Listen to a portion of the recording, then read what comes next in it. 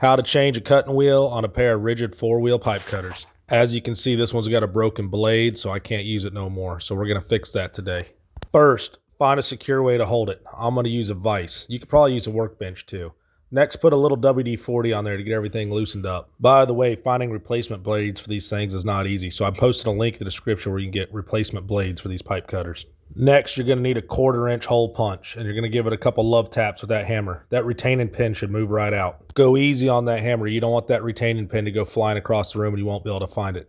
Once you get the pin out, slowly pull your blade out and set it to the side and set your retaining pin to the side.